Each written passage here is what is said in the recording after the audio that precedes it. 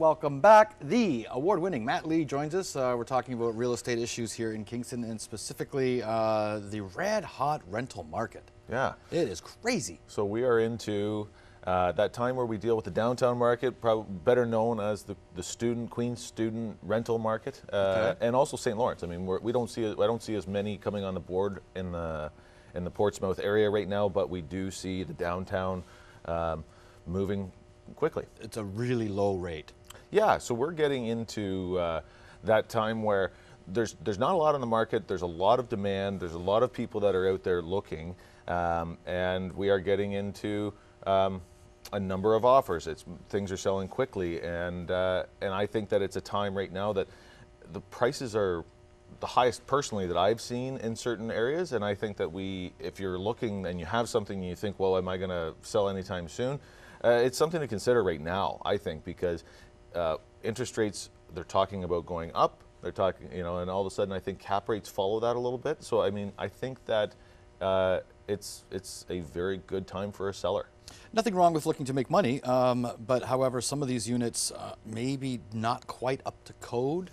So there's talks of the licensing downtown, and what they're trying to do is they're trying to make these units better. I personally think that the new buildings that are being built on Princess Street and Albert and all along that area are really making those downtown houses really up their game. Because the thing is that these are brand new, and if somebody was saying, well, you know what, I'm willing to walk a little bit further, then I'll go to something that's brand new instead of living in something that maybe wasn't up to par. So I think that there's a bit of that change happening anyways, which is great. Yeah, the licensing will be an interesting thing. So where are you at right now? A lot of these homes are being sold and converted to rental units? A lot of them have been rental units. I mean, what we see right now is that usually on November 1st, the property management companies throughout the city put out a notice and they say, are you going to sign a new lease May 1st or are you planning on leaving? So then all of a sudden, the property managers or the owners are notified that the people are either staying, which they'll leave everything normally the way it is, or they're leaving. And if they're leaving, then they have to make that decision. Are we going to lease it again right now, or are we going to sell it?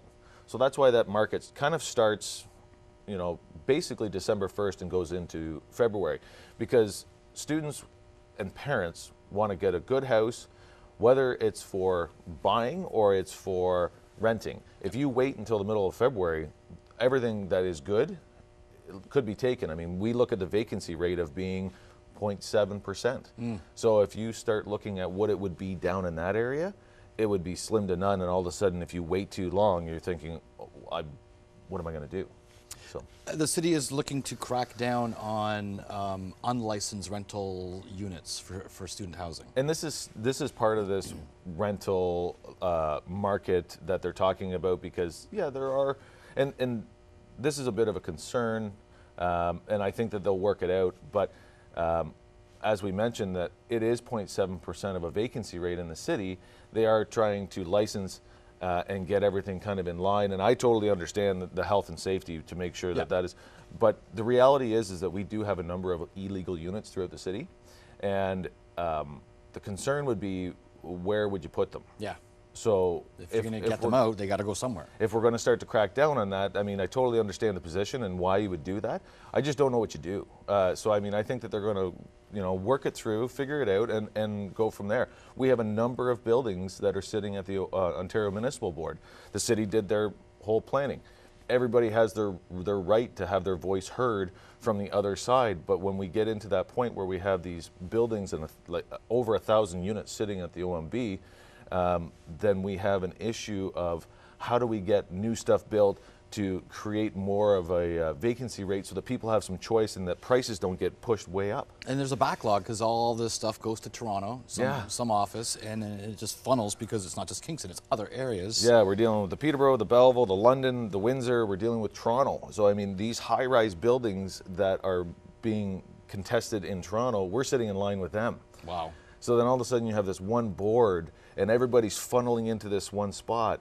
It's difficult, and I mean, I'm sure they're going to be able to work that out. I think it's something that they're talking about now, but I think that we really need to look at it and figure out what steps happen first, you know, and go from there. It's going to be an interesting 12 months. Yeah, I think things are looking great. I think we're coming into a good year. Interest rates are staying down right now, and we'll continue forward. Okay. Matt Lee, we thank you so much. Thank you.